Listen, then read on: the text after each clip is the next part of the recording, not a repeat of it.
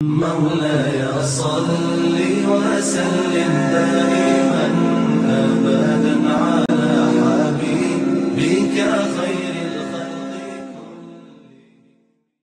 السلام عليكم ورحمة الله وبركاته.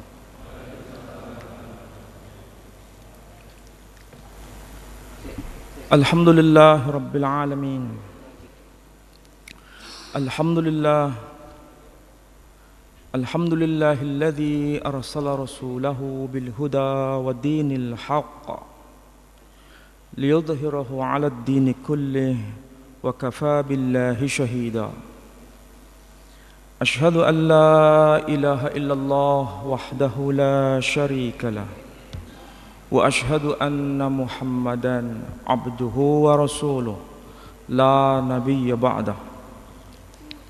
اللهم صل وسلم وبارك على حبيبنا ونبينا محمد وعلى آله وأصحابه وسلم تسليما كثيرا.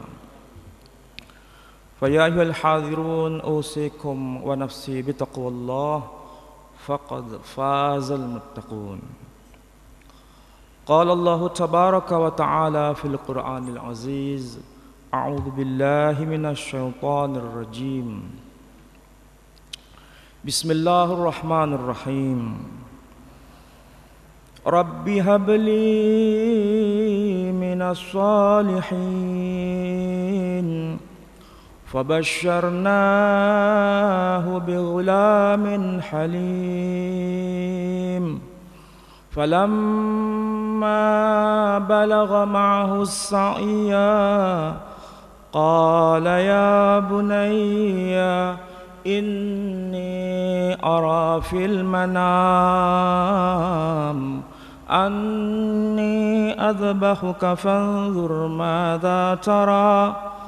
قال يا أبت افعل ما تؤمر ستجدني إن شاء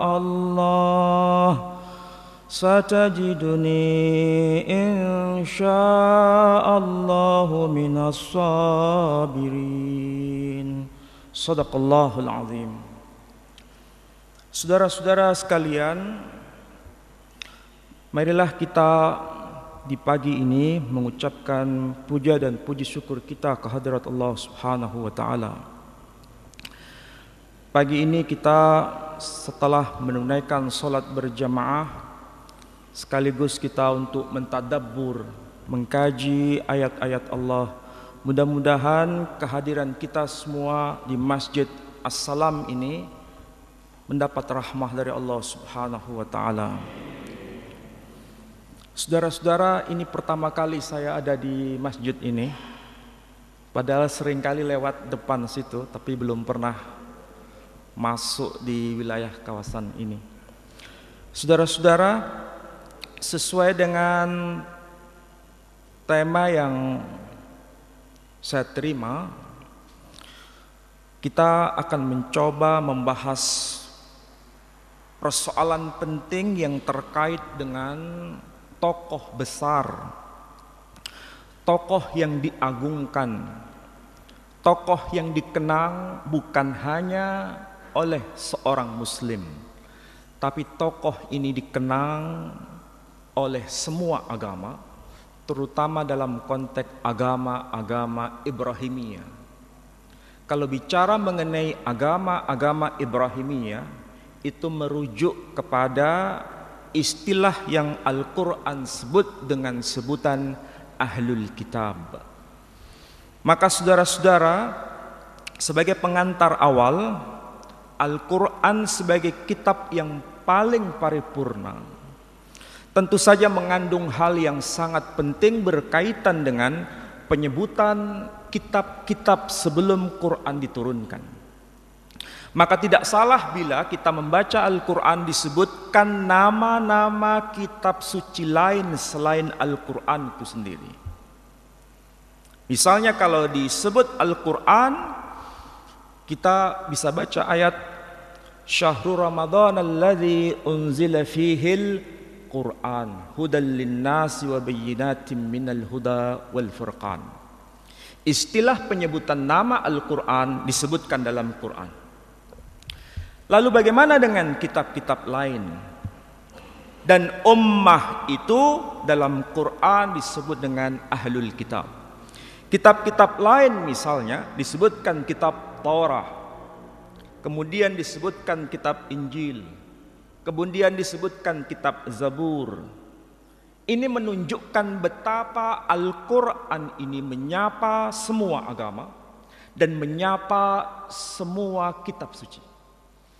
Berarti Al-Quran sebagai kitab suci tidak berdiri sendiri, tapi merupakan mata rantai dari risalah nabi-nabi sebelumnya.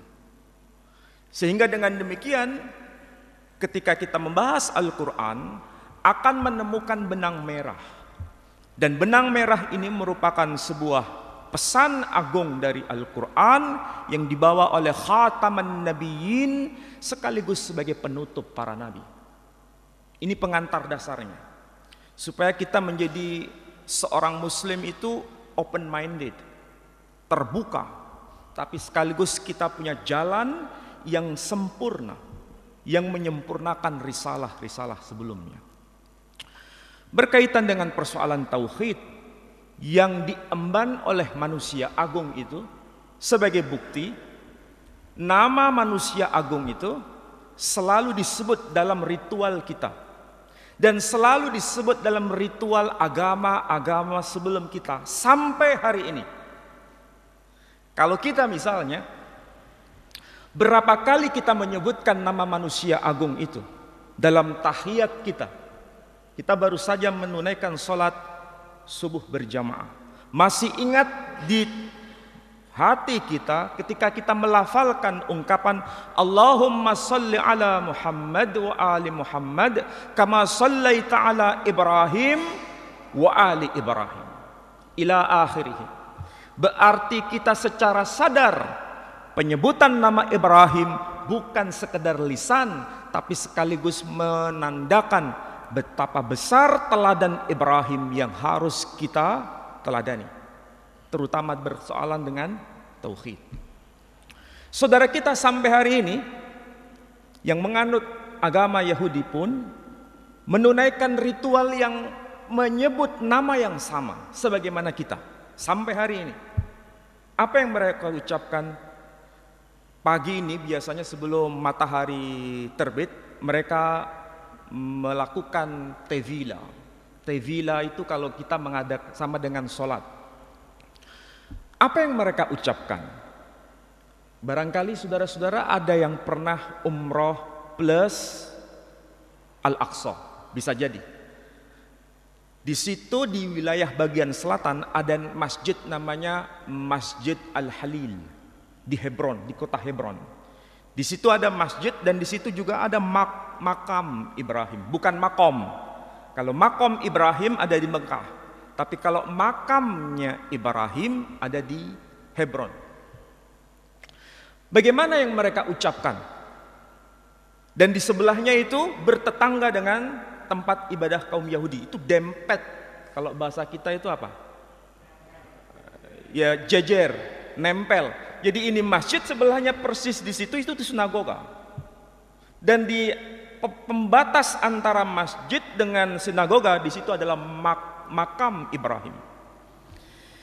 Apa yang dilantunkan oleh saudara kita yang penganut agama Yahudi itu tentu bukan dalam versi bahasa Arabnya ketika menjalankan ritualnya, tapi dalam bahasa Ibrani. Yang diucapkan apa?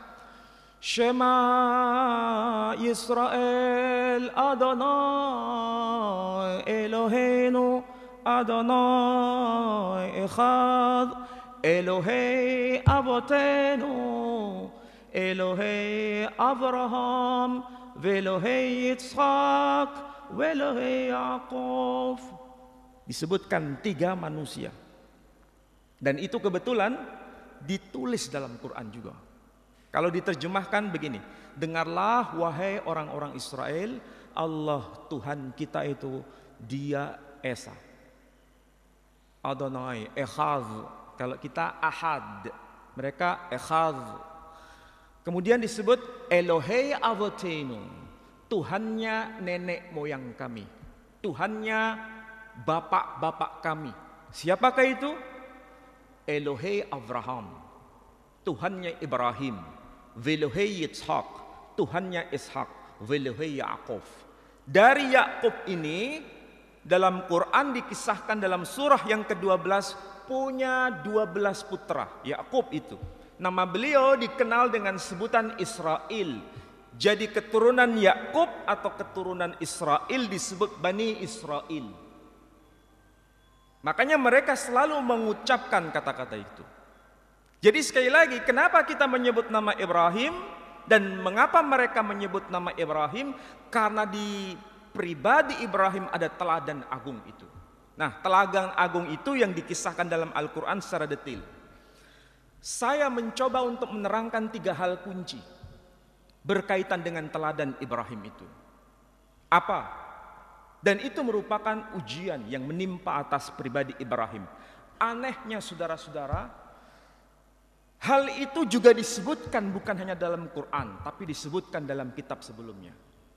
Pelajaran seperti ini memang menyita waktu, karena saya ingin setiap jamaah yang saya adakan kajian, itu betul-betul bisa meresapi makna Quran. Saya agak menjauh dengan kajian-kajian yang sifatnya fikih oriented, karena semua orang masih bisa diajarkan itu. Tapi ini adalah kajian yang bisa memantapkan akidah kita, bahwa Quran merupakan sebuah kitab sempurna. Saking sempurnanya, jejak itu tidak pernah hilang, termaktub dalam kitab-kitab sebelumnya. Termasuk 3 ujian Ibrahim itu. Apa? Yang pertama misalnya, yang pertama berkaitan dengan bagaimana cara Ibrahim memelihara tauhidnya kepada Allah Subhanahu wa taala. Dan implementasi tauhidnya itu seperti apa? Ternyata Ibrahim itu melepaskan rasa kepemilikan dalam segala dimensi, termasuk rasa kepemilikan terhadap nyawanya sendiri. Itulah tauhid tingkat tertinggi. Tidak ada yang berharga di mata Ibrahim, tidak ada yang paling sempurna dalam pribadi Ibrahim kecuali melepaskan rasa kepemilikan itu sendiri. Bahkan nyawanya pun tidak dianggap berharga, dia hanya bergantung pada sang pemilik nyawa. Apa buktinya? Ketika dia mempertahankan tauhid itu, satu-satunya milik Ibrahim hanyalah dia, Allah Tabaraka wa Ta'ala. Dia tahu akan mendapatkan vonis hukuman mati oleh Raja Namrud. Di Quran dikisahkan Raja Namrud. Dan istilah Raja Namrud bukan hanya dicantumkan dalam Quran, tapi juga dicantumkan dalam kitab saudara kita kaum Yahudi disebut dengan nama Nimrod. Kalau Quran menyebut Namrud. Jadi mau disebut Namrud, mau disebut Nimrod, maksudnya sama. Itu sebetulnya perbedaan lahjah bahasa. Karena bahasa Ibrani dengan bahasa Arab itu sama seperti bahasa Jawa dengan bahasa Madura. Saya ambil contoh. Kita belum bicara agama, kita bicara bahasa dulu secara umum. Bahasa Madura kenapa ada kemiripan dengan bahasa Jawa? Bahasa Jawa kenapa ada kemiripan dengan bahasa Sunda? Bahasa Sunda kenapa ada kemiripan dengan bahasa Bali? Karena Bali, Sunda, Jawa, Madura itu satu nenek moyang. Sehingga bahasanya nyambung. Saya ambil contoh. Orang Jawa mengatakan waktu, orang Madura mengatakan bekto. Betul? Bedereng beturo kadinto. Nah, kalau ada mesti nyambung dengan yang saya maksud. Orang Jawa menyebutnya bawang, orang Madura menyebutnya bebeng. Orang Jawa menyebutnya lawang, orang Madura menyebutnya labeng. Tapi antara huruf W dengan huruf B itu kalau dalam ilmu kampus linguistik, kebetulan saya mengajar dalam konteks filologi, linguistik historis itu, B dan W itu disebut sebagai huruf bilabial, huruf bibir. Jadi saling ada kemiripan. Itu baru Jawa Madura. Lalu bagaimana dengan Jawa Bali? Sambil contoh. Orang Jawa menyebutnya kalau ini apa ini? Ini ceker. Betul? Ceker. Orang Bali tidak menyebut ceker tapi cokor.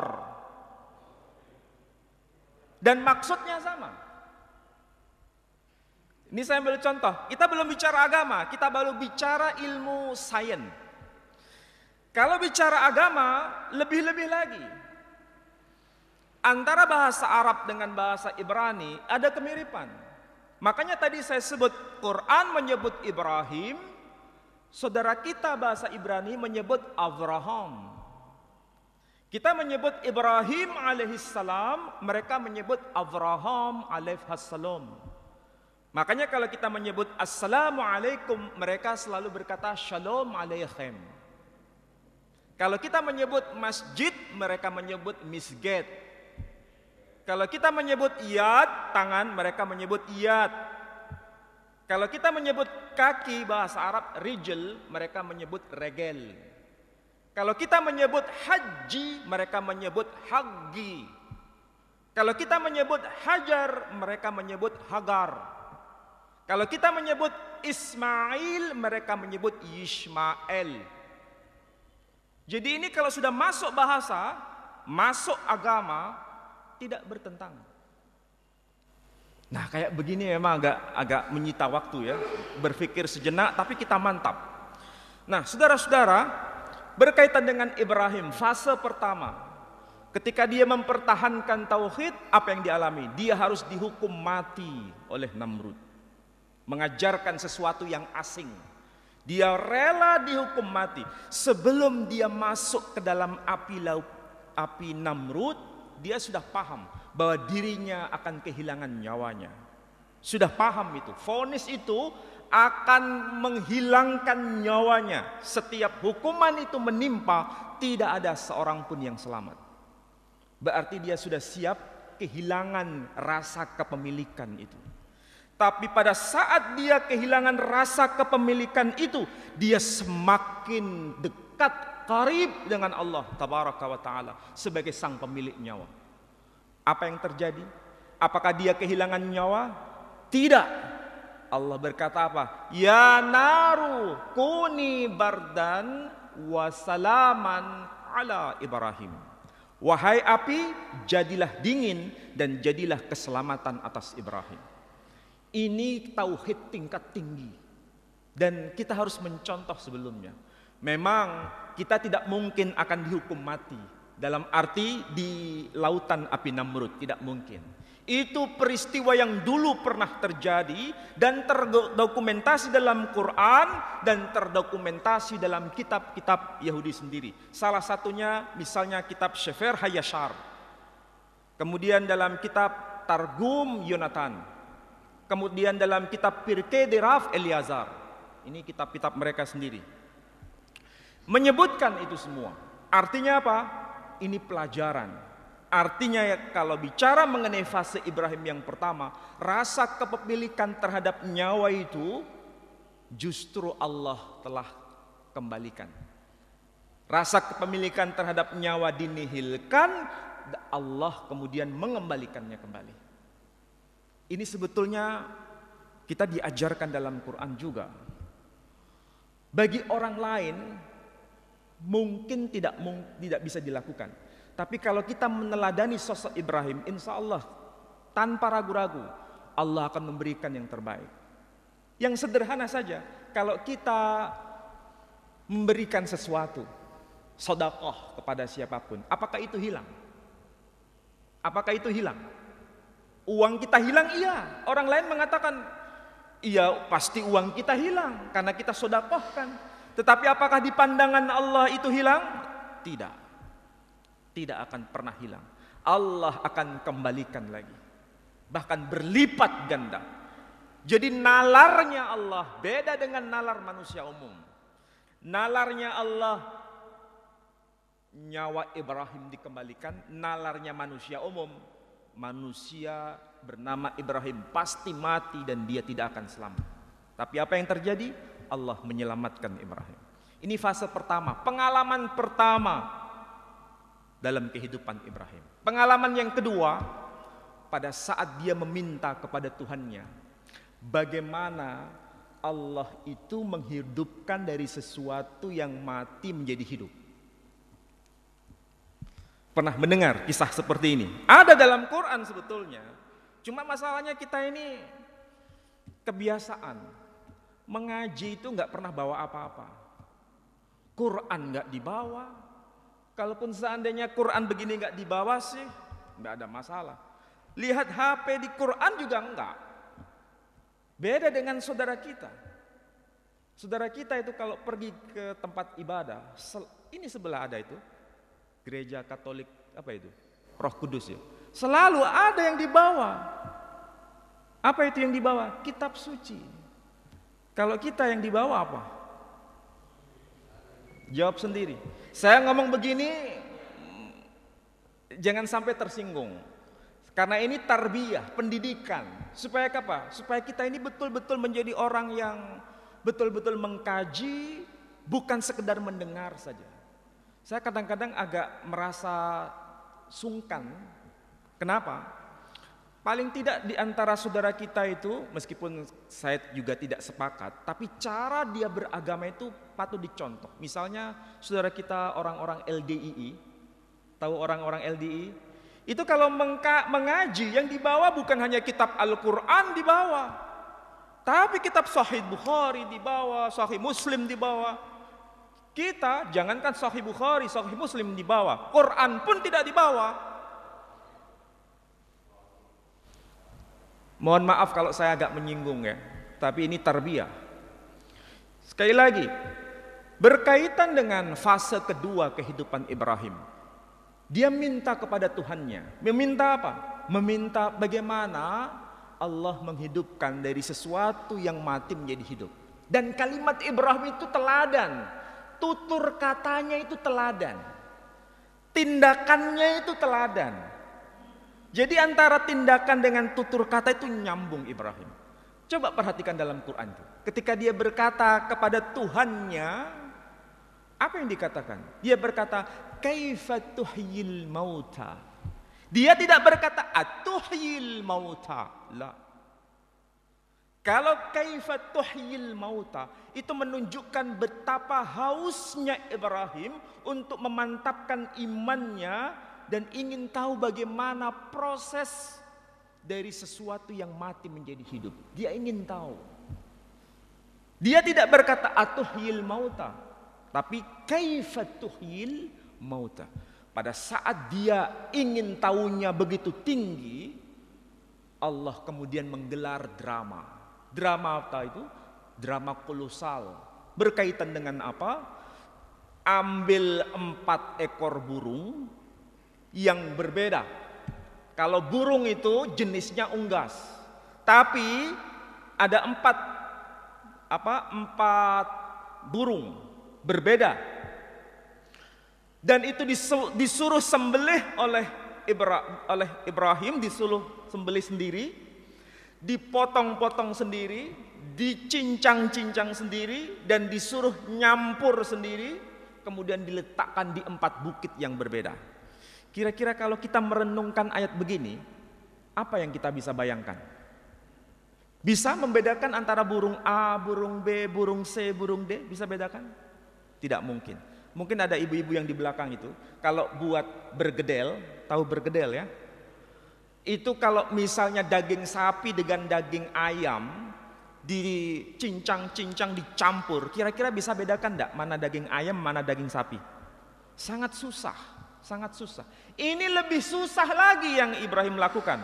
Jenisnya sama-sama unggas. Kalau ayam itu unggas, kalau sapi itu mamalia. Itu pun kita tidak bisa bedakan. Ibrahim sama-sama jenisnya unggas dan itu beda. Kira-kira bisa bedakan mana burung dara, mana burung macam-macam itu? Bisa bedakan? Sangat tidak mungkin. Disitulah kita semakin belajar. Dan Allah memerintahkan kepada Ibrahim, panggil itu burung-burung yang kamu sudah sembelih itu. Burung-burung itu datang kepadanya. Itu pengalaman Ibrahim. Makanya Allah berkata, Awalam tu'min, apakah engkau belum beriman wahai Ibrahim? Jawaban Ibrahim apa? Litatma'inna qalbi, untuk memantapkan hatiku. Jadi ini dua pengalaman Ibrahim. Dulu nyawanya sendiri hilang, Allah telah kembalikan. Sekarang dia lihat dengan mata kepala sendiri. Apa yang sudah mati itu menjadi hidup. Kemudian baru babak yang ketiga. Babak yang ketiga itu apa? Allah memerintahkan menyembelih putranya sendiri. Jadi dalam konteks ini sebetulnya Tuhan yang kita sembah itu maha agung. Dan dia kalau menguji manusia itu bertahap. Dia kalau menguji hambanya itu bertahap. Tidak langsung, kalau bahasa Jawa itu mak bedunduk. Tahu mak bedunduk? Langsung tiba-tiba, enggak. Tapi ada tahap-tahapan. Kenapa? Karena itu berkaitan dengan tarbiyah, pendidikan. Pendidikan itu kan bertahap. Begitu juga Allah mendidik Ibrahim dengan cara bertahap. Nah, pada fase yang ketiga itu fase yang amat puncak. Fase yang amat puncak. Apa itu? Dan tauhidnya ditanamkan sangat begitu tinggi. Pada fase yang ketiga itu luar biasa. Itu pada surah apa? As-Saffat, surah yang ke-37, ayat yang ke-100 tadi yang saya baca sampai yang ke-102. Itu luar biasa itu kalimatnya. Ayat yang ke-100 dikatakan Rabbi habli minas salihin. Ya Rabb, ya Tuhanku, anugerahkan kepadaku anak yang soleh. Coba perhatikan kalimat itu. Ini kadang-kadang kita nggak sadar. Kebanyakan manusia umum itu menginginkan anak saja, karena sebagai pelanjut generasi. Tapi Ibrahim motifnya bukan itu. Motif Ibrahim adalah anak plus, keturunan plus. Plusnya apa? Soleh. Kalau sekedar minta keturunan, itu investasi duniawi. Tapi kalau keturunan yang soleh, itu investasi akhirat. Itulah pelajaran yang kita bisa dapat dari ucapan dari lisan Ibrahim. Bukan investasi dunia, tapi investasi akhirat. Kalau investasi dunia, itu sekedar sandaran di masa tua. Apalagi Ibrahim berdoa begitu, itu kalimat yang menunjukkan bukan hanya sekali diucapkan. Bukan hanya seminggu diucapkan. Bukan hanya sebulan diucapkan. Bukan hanya setahun diucapkan. Bukan hanya 1 tahun, 2 tahun diucapkan. Bukan hanya 10 tahun diucapkan. Tapi diucapkan sampai batas usia 86 tahun. Itu pelajaran apa? Pelajaran sabar, menunggu kehendak Allah Tabaraka wa Ta'ala. 86 tahun, di sini ada yang usia 86 tahun. Kayaknya nggak ada ya. Kayaknya belum ada. 86 tahun saudara-saudara.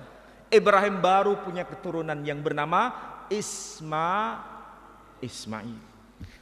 Makanya kita kadang-kadang kalau bicara Quran itu nggak sampai detail.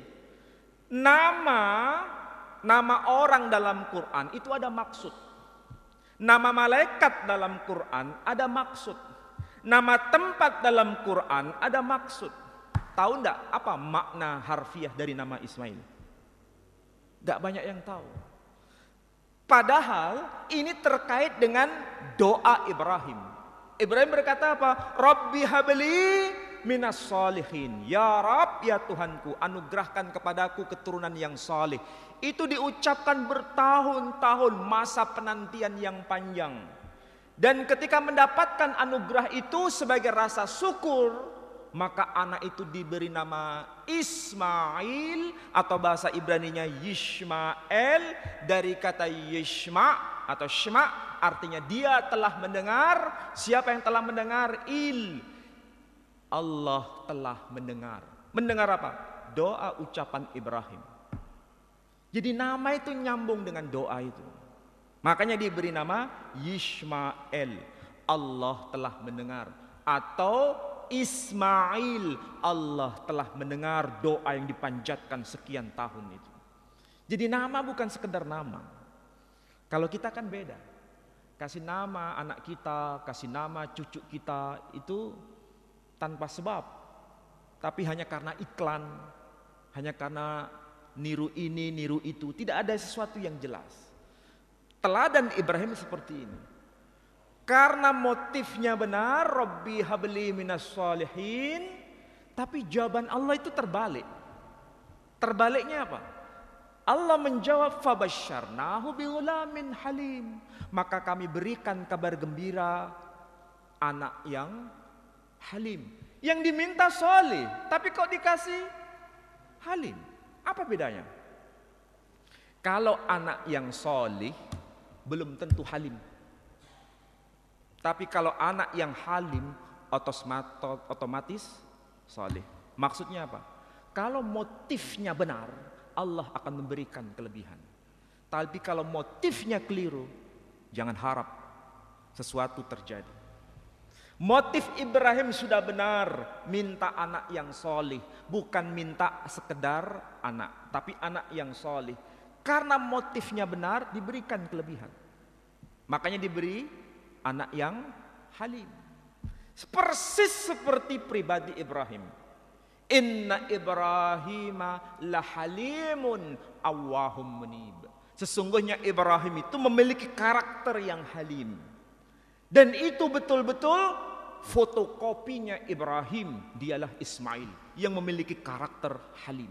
Dalam Quran hanya 2 orang yang disebut sebagai halim, yakni Ibrahim dan Ismail. Makanya 2 nama itu muncul di satu ayat yang sama, di satu surah yang sama. Di mana itu? Wa idh yarfa'u Ibrahimul qawa'ida minal baiti wa Ismail Rabbana taqabbal minna innaka antas samiul alim. Surah Al-Baqarah ayat 127. Quran itu kayak begitu, saudara-saudara. Jadi sekali lagi, karena motifnya benar, maka diberikan kelebihan. Nah, apa yang terjadi setelahnya? Justru Allah menguji tahap yang sangat tidak mungkin orang itu bisa meneladani. Sangat sulit untuk meneladani. Apa itu? Baru saja mendapatkan anugerah di masa tua, rambutnya sudah memutih. Tidak ada sandaran kecuali hanya untuk sang putra ini satu-satunya. Kemudian Allah yang baru saja memberi, diminta lagi. Coba bayangkan kalau seandainya itu kita. Tauhid kita bisa jebol itu. Tapi Ibrahim bukan jebol tauhidnya, semakin mantap dia. Kalau kita, bagaimana? Apa yang terjadi? Pernahkah kita mikir begini? Kenapa ya? Allah memerintahkan Ibrahim menyembelih putranya. Kenapa tidak langsung Ibrahim sembelihlah ternakmu? Kok enggak begitu? Sebab kalau disuruh Ibrahim sembelihlah ternakmu, kira-kira Ibrahim melakukan tidak itu? Pasti melakukan.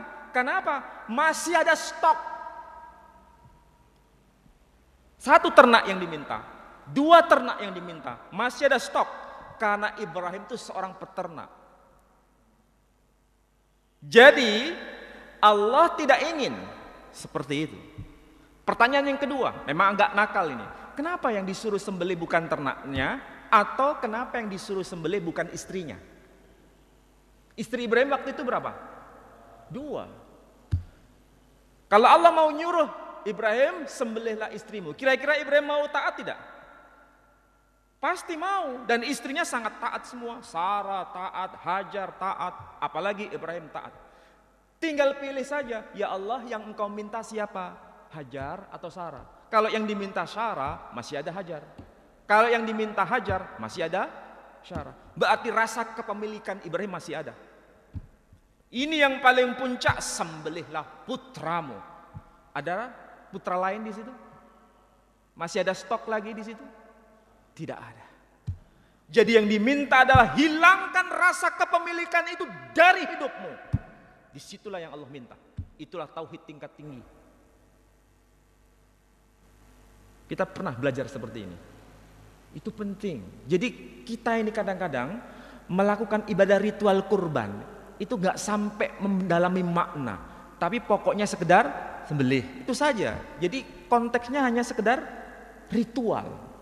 Dan itu bahaya. Makanya tidak salah kadang-kadang kalau orang menyembelih kurban salah alamat. Salah alamatnya apa? Riak kepada orang, pamer kepada orang. Kenapa? Nggak mendalami maksud tujuan semula. Ibrahim itu yang diminta adalah rasa kepemilikannya. Kita pun juga begitu. Apa yang patut kita cintai dan itu cinta kita yang paling besar, itulah yang diminta oleh Allah Subhanahu wa taala. Jujur kita semua. Apalagi saya sudah pengalaman langsung, sudah menikah. Dulu waktu saya masih muda, kalau sudah punya penghasilan itu sangat dicintai. Sangat dicintai dan kita semua pasti begitu. Tapi ketika sudah punya pasangan, yang kita cintai pasangan kita atau harta kita. Kalau seandainya pasangan kita sakit, keluar dana, kita nggak mau keluar dana atau mau kehilangan pasangan kita? Pasti jawabannya, saya lebih baik kehilangan harta saya daripada kehilangan istri saya atau suami saya. Pasti begitu. Dan itu naluri manusia. Tapi kalau sudah punya keturunan, punya anak, cinta kita kepada siapa? Harta? Enggak. Cinta kita kepada siapa? Pasangan hidup kita, suami istri? Enggak. Kepada anak kita. Tidak ada yang mengingkari itu. Kalau ada yang mengingkari, kemanusiaannya kita pertanyakan. Manusia pasti begitu. Dan itu pengalaman saya juga begitu. Saya cinta saya kepada anak saya melebihi cinta saya kepada istri saya.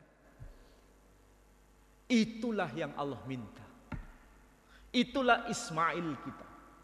Jadi Ismail kita sekarang itu bisa macam-macam. Bisa harta kita, bisa istri kita, bisa anak kita, bisa apapun. Bisa jabatan kita, bisa kekuasaan kita. Kalau itu yang amat kita banggakan, amat kita jadikan sandaran, itu harus kita persembahkan kepada Allah Tabaraka wa Ta'ala. Kalau sudah mampu kita persembahkan, itulah tauhid tingkat tinggi.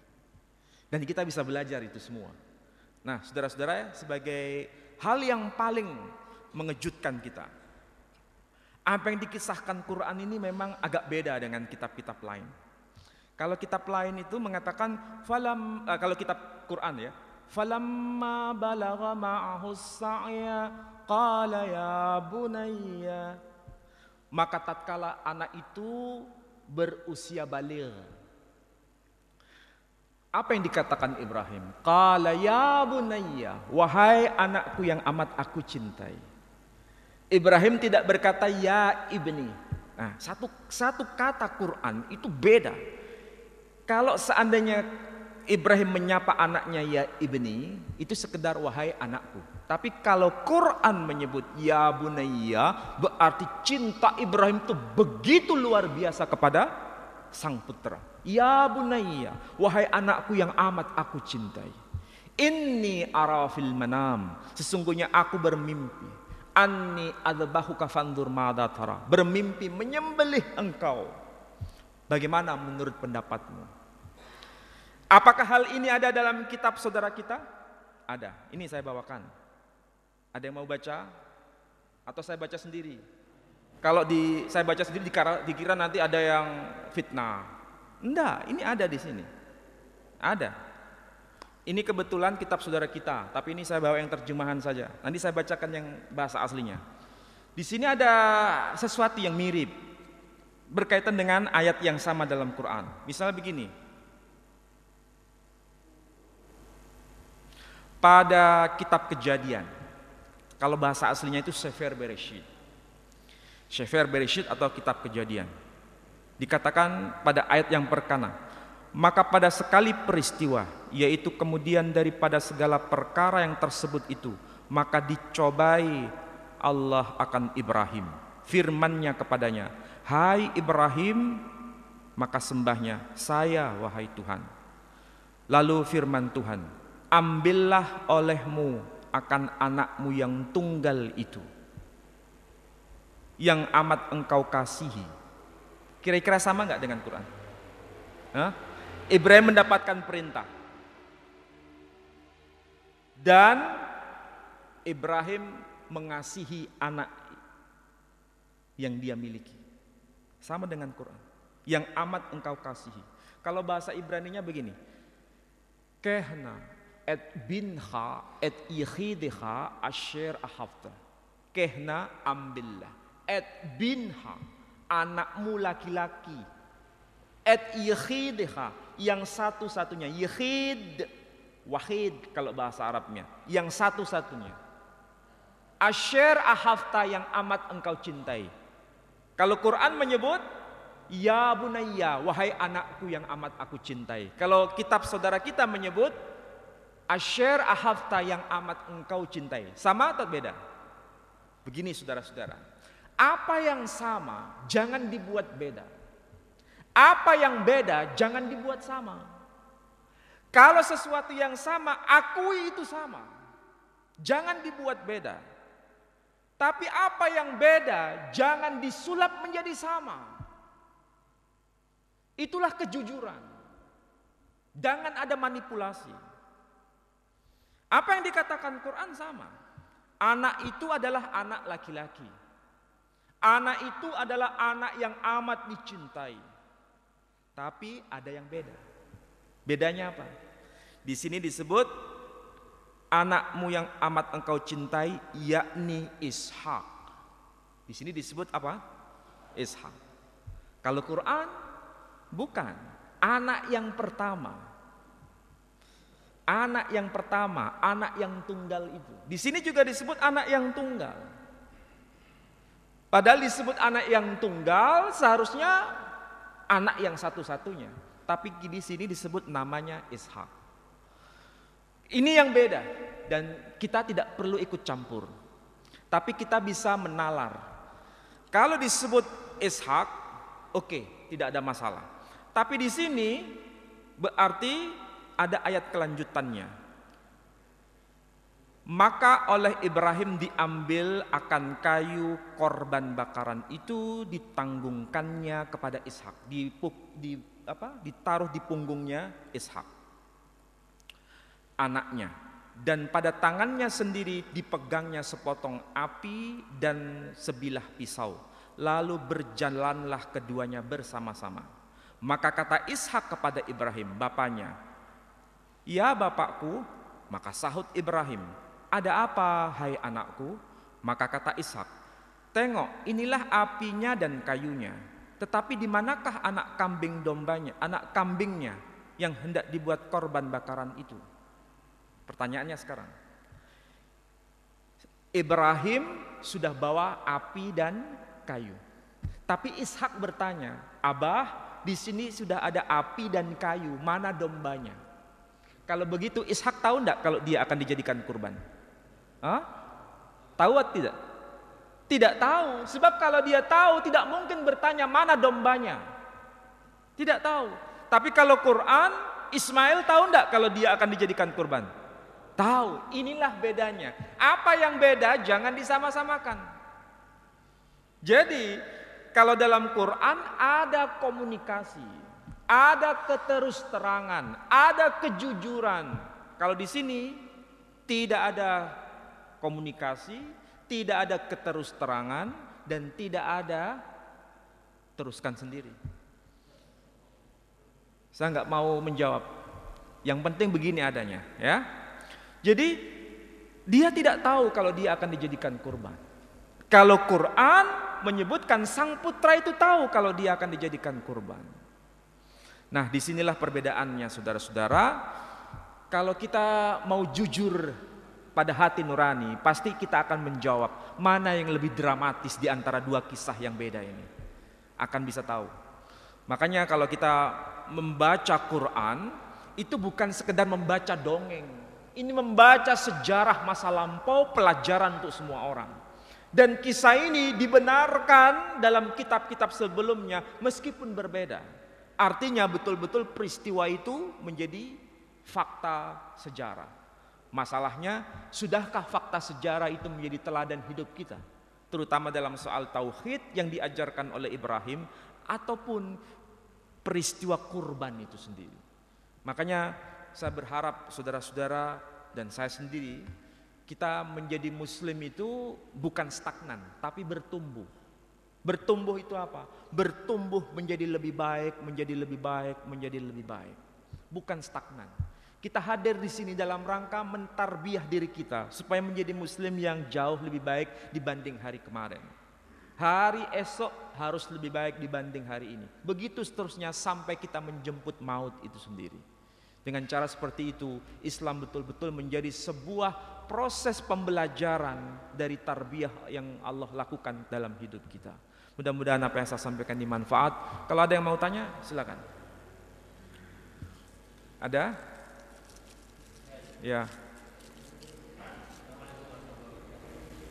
Waalaikumsalam.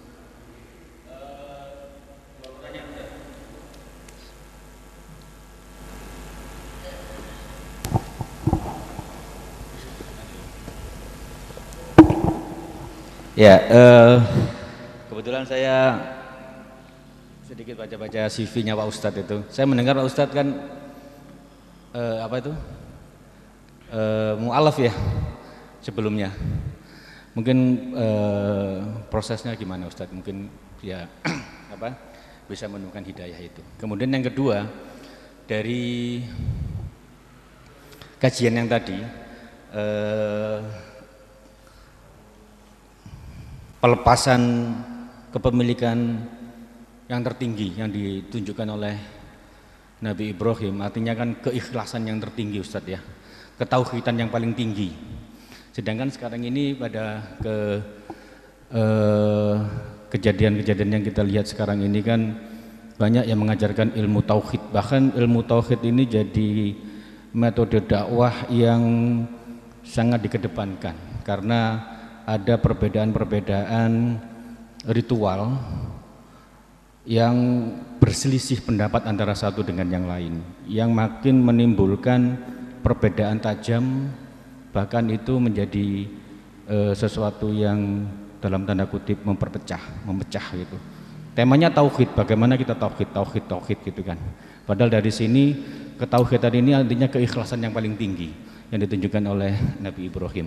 Nah ini bagaimana Ustadz untuk pendapatnya Ustadz untuk yang sekian. Terima kasih. Assalamualaikum warahmatullahi wabarakatuh. Waalaikumsalam warahmatullahi wabarakatuh. Begini saudara-saudara, memang sekarang ini saya kalau melihat YouTube itu luar biasa dampaknya. Begitu juga kajian-kajian di masjid juga luar biasa dampaknya, baik negatifnya maupun positifnya. Ada mudorotnya, ada manfaatnya. Tapi kita coba untuk menalar ya. Saya hanya membagikan pengalaman saja. Kita menjadi muslim itu sebetulnya patut bersyukur. Karena apa? Quran sebagai kitab suci, apapun perbedaan di antara kita, itu isinya sama. Hanya tafsiran-tafsiran yang berbeda. Mau madhab apapun, mau madhab Maliki, madhab Syafi'i, madhab Hanafi, macam-macam, atau yang Salafi, macam-macam, kitab Qurannya satu, tapi tafsiran bisa beda. Tapi bagaimana dengan saudara kita? Saudara kita itu, ini pengalaman saya pribadi, antara Kristen Ortodok, Kristen Katolik, Kristen Protestan, nama kitabnya sama, The Holy Bible atau Alkitab. Tapi persoalannya, apakah isinya sama? Tidak sama. Kristen Ortodok kitabnya lebih tebal. Kalau ini kitab Protestan. Kalau yang Katolik itu ada tambahan 7 kitab lagi, makanya agak tebal. Yang Ortodok lebih tebal lagi. Saya ambil contoh. Kitab Makabe 1, Makabe 2, Makabe 3, Makabe 4, menurut kaum Kristen Ortodok ini ada pasal-pasalnya, ada ayat-ayatnya. Berarti panjang sekali kan ayat-ayatnya. Kalau kitab Makabe 1, Makabe 2, Makabe 3, Makabe 4 itu sama dengan begini deh. Surah Al-Baqarah, surah Ali Imran, surah An-Nisa, surah Al-Maidah. Paham ya kira-kira? Kira-kira kalau surah Al-Maidah berapa ayat? Banyak. Surah Ali Imran berapa ayat? Banyak. Ini Makabe 1, Makabe 2, Makabe 3, Makabe 4. Bisa bayangkan ya? Nah, ini menurut Kristen Ortodok itu bagian dari pewahyuan. Makanya masuk dalam kitab Kristen Ortodok. Tapi bagi Katolik, Makabe 1, Makabe 2 itu wahyu. Makabe 3, Makabe 4 buang. tidak dipakai, bukan wahyu. Makanya lebih tipis. Kalau Kristen Protestan, Makabe 1, Makabe 2, Makabe 3, Makabe 4 tidak ada semua. Berarti kitabnya beda atau sama? Beda. Beda. Tapi mereka kelihatan enggak kalau mereka berselisih satu dengan yang lain? Tidak kelihatan. Tidak kelihatan. Kita yang sudah sama, kelihatan perselisihannya. Mereka yang tidak sama, tidak kelihatan perselisihannya. Kita bisa belajar kepada siapapun. Padahal kalau kita tanya kepada orang Katolik yang di sini, Protestan itu kira-kira menurut Katolik itu benar atau salah? Enggak, itu sesat. Tapi meskipun mengatakan sesat, tidak sampai terjadi gesekan yang besar. Kalau kita kan enggak. Ini contoh konkret. Saya harus kritik. Kalau di antara kita ada yang keliru, harus kita benahi. Kalau di luar itu ada sesuatu yang bagus, ya kita harus teladani meskipun bukan dari kita. Kita yang sudah satu saja seharusnya lebih solid dibanding saudara kita yang berbeda, seharusnya. Gak usah jauh-jauh, soal yang dulu saja, soal masalah anjing saja. Karena kita ini kesalahan kita membahas masalah fikih itu, misalnya kacamata kuda, membahas tauhid kacamata kuda. Saya ambil contoh yang fikih saja. Kacamata kuda, misalnya apa? Soal anjing. Anjing itu kalau menurut mazhab Syafi'i seperti apa? Sangat ketat, tidak boleh. Ya kan? Tapi menurut mazhab Maliki, waktu saya di Maroko, anjing itu biasa. Tidak najis seperti bayangan kita.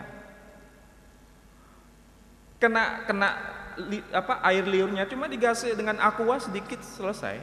Kalau kita apa? Harus sampai 7 kali ya. Karena pandangan fikih. Nah, umat harus dijelaskan perbedaan-perbedaan itu supaya apa? Terbuka, oh menurut ini begini, oh menurut ini begini, oh menurut ini begini.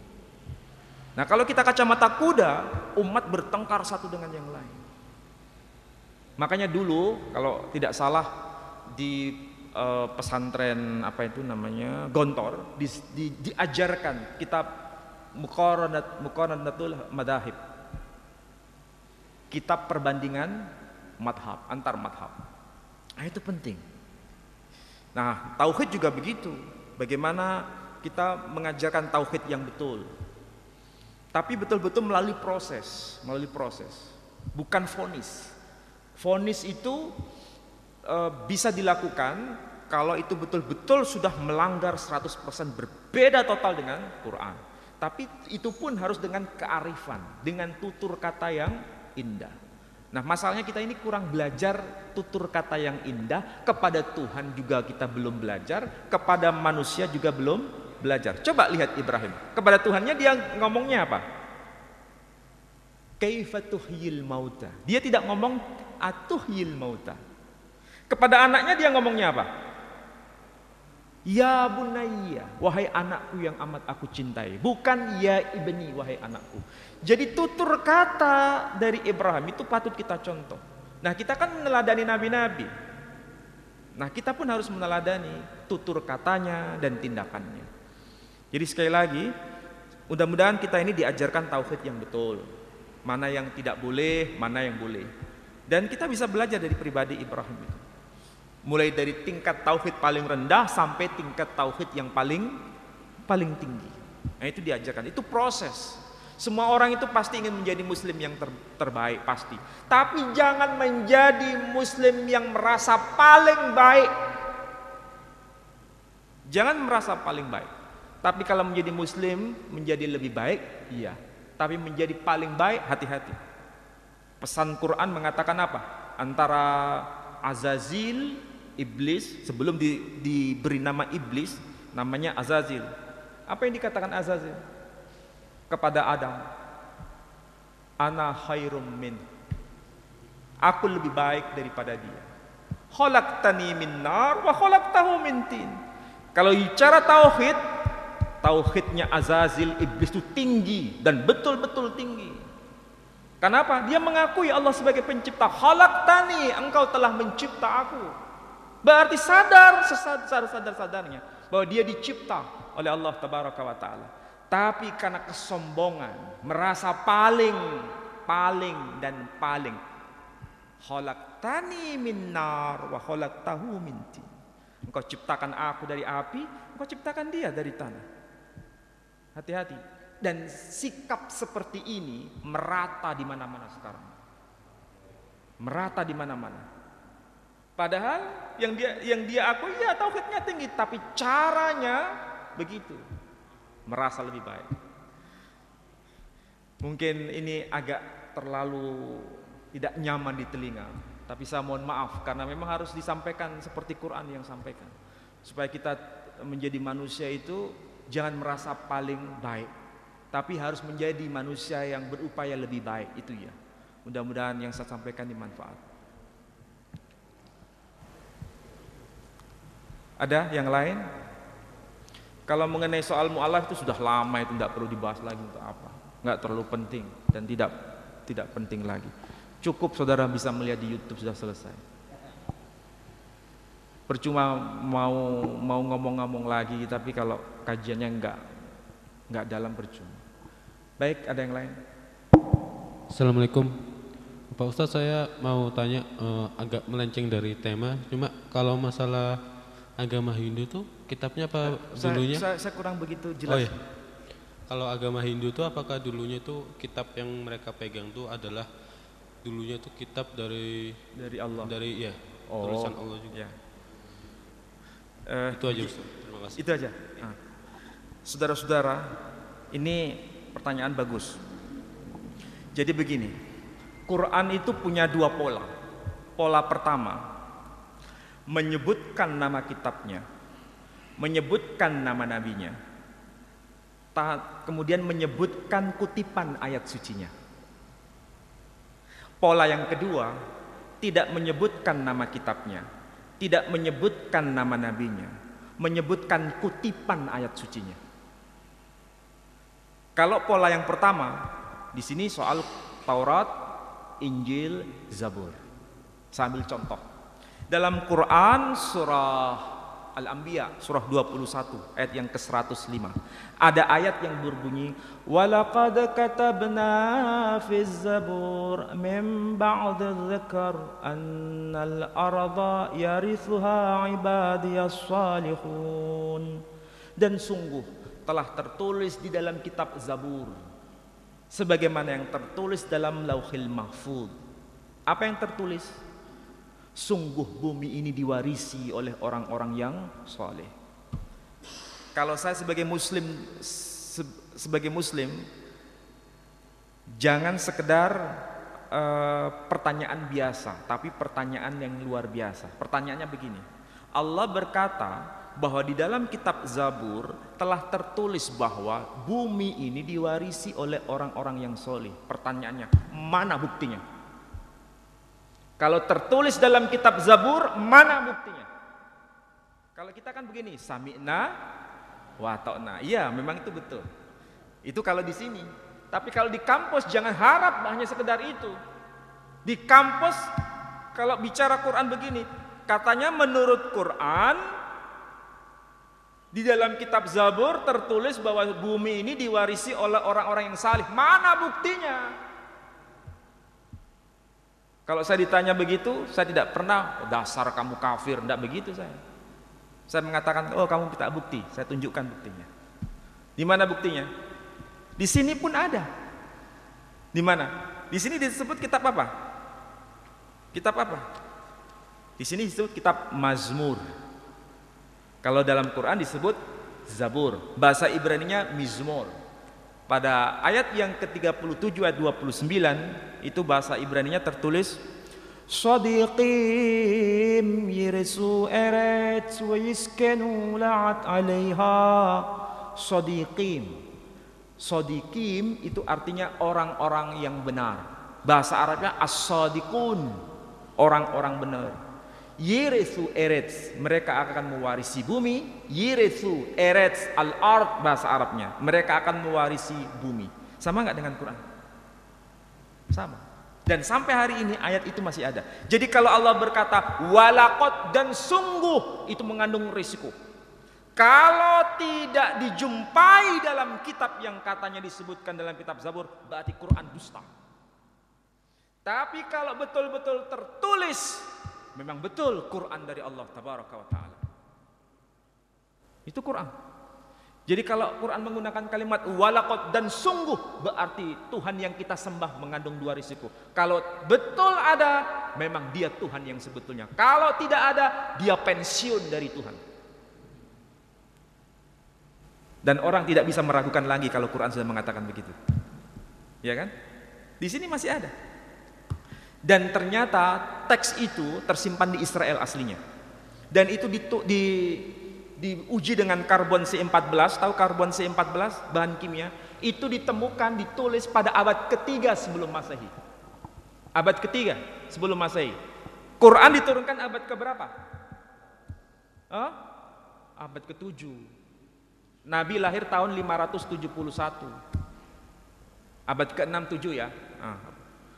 Itu kan usia 40 tahun. Berarti ada jarak 9 abad. 9 abad berarti 900 tahun. Teks itu sampai sekarang masih kita bisa lihat. Teks itu sampai sekarang masih kita bisa lihat. Berarti apa? Allah tidak pernah menghilangkan barang bukti.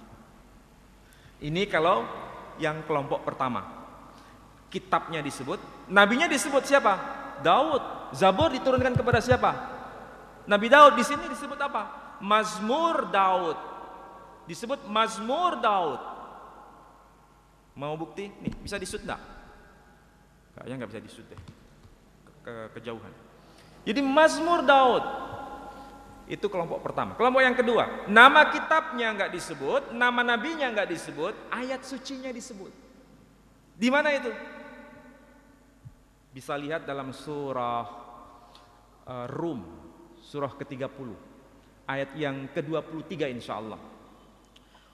Wa min ayatihi manamukum bil-lail wan-nahari wa batiga'ukum min fadlih. Dan dari sebagian tanda-tanda Allah, dia jadikan malam sebagai tidurmu dan dia jadikan siang hari sebagai sarana untuk mencari rezekinya Allah, penghidupan. Jadi malam untuk istirahat, kalau siang untuk bekerja bagi makhluk hidup. Ayat begini apakah hanya ada dalam Quran? Tidak. Dalam kitab yang namanya kitab Manawa Dharma Sastra. Kitabnya apa? Agama Hindu. Kitab Hindu itu ada macam-macam. Ada Rigveda, Yajurveda, Samaveda, Atharvaveda, dan ada kitab Manawa Dharma Sastra. Manawa Dharma Sastra itu kitab yang diterima oleh Manu. Kalau kita tanya sama orang Hindu, Manu itu apa? Manu itu orang yang disuruh Tuhan untuk membuat bahtera besar. Barang siapa yang naik ke bahtera besar itu mereka selamat. Yang tidak naik ke bahtera besar itu mereka tenggelam di lautan samudra yang luas. Kalau kita mendengar ungkapan itu, kira-kira kita nyambung ke siapa? Nuh. Kalau orang Yahudi menyebutnya Noah. Jadi orang Yahudi menyebut Noah, orang Muslim menyebut Nuh, orang Hindu menyebut Manu. Apa yang tertulis di dalam kitab Manawa Dharma Sastra, kitab suci yang diterima oleh Manu? Disebut Ratri Swapnaya Bhutanam Restayai Karyama Namaha. Ratri Swapnaya Bhutanam, kami jadikan buta untuk istirahat bagi kalian. Buta itu apa? Gelap. Gelap itu apa? Malam. Makanya orang Jawa menyebut buta. Buta itu putih atau hitam? Jadi Ratri Swapnaya Bhutanam, kami jadikan malam sebagai istirahat kalian. Restayai Karyama Namaha, kami jadikan siang hari untuk berkarya bagi makhluk hidup. Quran disebutkan. Berarti antara Hindu dengan Islam ada relasi sebetulnya. Jadi tidak mungkin agama ini diturunkan oleh Tuhan-Tuhan yang berbeda-beda. Ini kesalahan tauhid yang mendasar. Tidak mungkin. Semua agama ini asalnya dari Allah. Cuma masalahnya ketika Islam datang itu untuk meluruskan apa yang bengkok. Dulu Allah mewahyukan, tapi kemudian Allah menurunkan sebagai penyempurna yakni Al-Quran. Apa yang benar dibenarkan, apa yang keliru diluruskan. Itulah fungsi khataman nabiyyin Muhammad sallallahu alaihi wasallam. Jangan dibayangkan semua nabi-nabi itu pakai bahasa Arab semua. Nabi Adam pakai bahasa apa? Nabi Nuh pakai bahasa apa? Nabi Isa pakai bahasa apa? Nabi Musa pakai bahasa apa? Kalau divonis semua pakai bahasa Arab, nah ini karena nggak paham Quran sebetulnya. Padahal Quran mengatakan semua nabi itu diutus bilisani qaumi, dengan bahasa kaumnya. Maka tidak mungkin bahasa Quran yang bahasa Arab ketemu dengan bahasa Sanskrit. Tadi itu bahasa Sanskrit. Ratri swapnaya bhutanam restayai karyama namaha, itu bahasa Sanskrit. Bahasanya beda, tapi pesannya sama. Pesannya sama. Jadi sekali lagi, ada dua pola. Ada pola nama kitab suci disebut, nabinya disebut, ayat sucinya disebut. Pola yang kedua, nabinya nggak disebut, kitab sucinya nggak disebut namanya, tapi ayat sucinya disebut. Bahkan kalau kita baca Quran, itu mau cari ayat suci Weda banyak di sini. Ayat suci Tripitaka Buddha ada di sini. Ayat suci Injil ada di sini. Ayat suci Taurat ada di sini. Ayat suci Tao Te King kitab agama Konghucu ada di sini.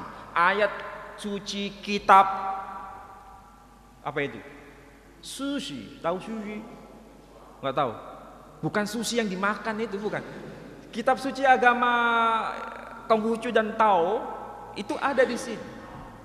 Jadi semua Allah sudah turunkan di bumi, tapi sebelum masa kerasulan Muhammad sallallahu alaihi wasallam. Dan Islam datang itu untuk menyapa semuanya supaya mereka merujuk kembali kepada ajaran yang final ini. Itu tujuan Quran. Makanya dia diutus wa ma arsalnaka illa rahmatan lil alamin, untuk semua. Makanya kalau dicari di sini mau istilah bahasa Sanskrit ada. Contohnya apa?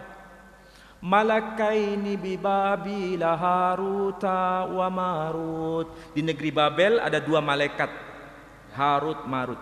Harut Marut itu bukan bahasa Arab, itu bahasa Sanskrit. Dan itu termaktub dalam kitab Rig Veda, malaikat Maruta, tapi tidak disebut malaikat Maruta, Dev Maruta, Dev Haruta. Dev itu apa? Dewa. Tapi asal dewa dari kata Dev, artinya cahaya.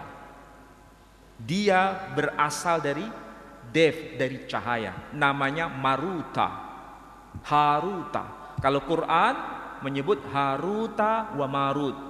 Sedangkan malaikat diciptakan dari apa? Nur. Karena nur bahasa Arab, Dev bahasa Sanskrit, sama-sama cahaya. Nah itulah Quran. Mudah-mudahan ini emang agak asing ya bagi saudara ya, tapi mudah-mudahan ini semakin, wah Quran itu memang luar biasa. Saya kira demikian ya. Saya mohon maaf, saya mau ke Jember, jadi saya harus menyudahi kajian pagi ini. Mudah-mudahan ini manfaat untuk saudara-saudara semua. Kita akhiri dengan doa penutup majelis. Subhanakallahumma bihamdika asyhadu an la ilaha illa anta astaghfiruka. Assalamualaikum warahmatullahi wabarakatuh.